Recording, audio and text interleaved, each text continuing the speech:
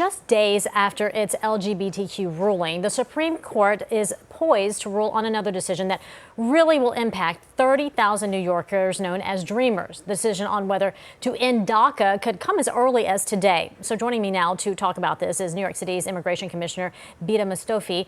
The fate of nearly 1 million immigrants across the U.S. is hanging in the balance. Bitta, I want to talk to you about what kind of impact this ruling against DACA could have on Dreamers.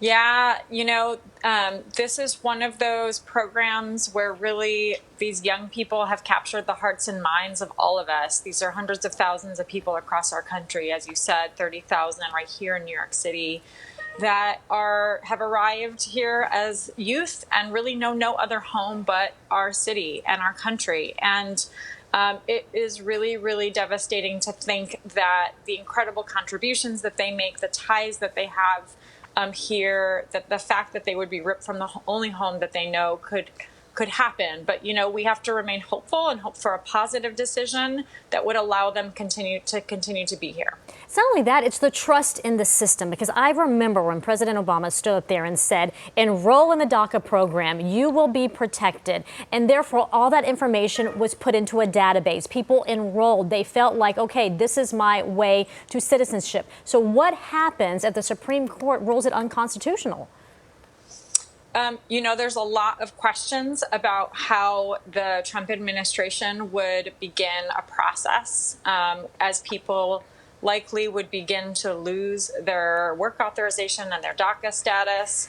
But I really think we can't let it get there. I really think we must fight for Congress to pass a permanent solution for these folks. The House has already passed a bill, and it's really up to the Senate to do so. And there's nothing that mandates, even if a decision comes down that's negative, that the Trump administration would do anything to deport these young people. So really, our focus and effort is to make sure that those here in New York City have immigration legal support if they need it. Our hotline is available, 1-800-354-0365.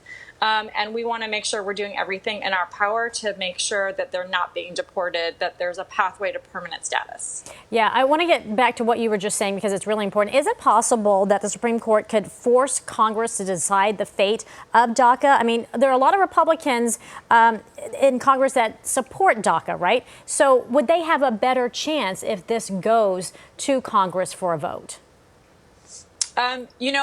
If there is a negative decision that puts in the balance these hundreds of thousands of lives across our country, then really it is within the power of Congress to take an action that would prevent that from happening. And as I mentioned, the House has already done this. They've passed a bill in support of a pathway to citizenship for these young people. And now it's really up to the Senate. And this is something that's universally across all political parties, states, cities, something that people understand and embrace as a good thing. That these are young people who have been here since they were children. Mm-hmm. They know no other home but ours. They're contributing members of our workforces, our education systems, and we should fight to keep them here. All right, very quickly, New York is home to about 30,000 Dreamers. Are there any steps that they can take to protect themselves from being deported? The most important thing is to make sure that they have good immigration legal advice. And so our hotline is available for individuals to call and to be connected with attorneys at 1-800-354-0365. Mm-hmm. And also for those who maybe at this moment, due to financial or job loss, can't afford to renew their application, but they're ready to renew. We have made available through that hotline, through our providers, some fees for our application renewal, because it's so critical that we keep folks here. All right, Commissioner Mostofi, thank you so much for joining us. We do appreciate your insight.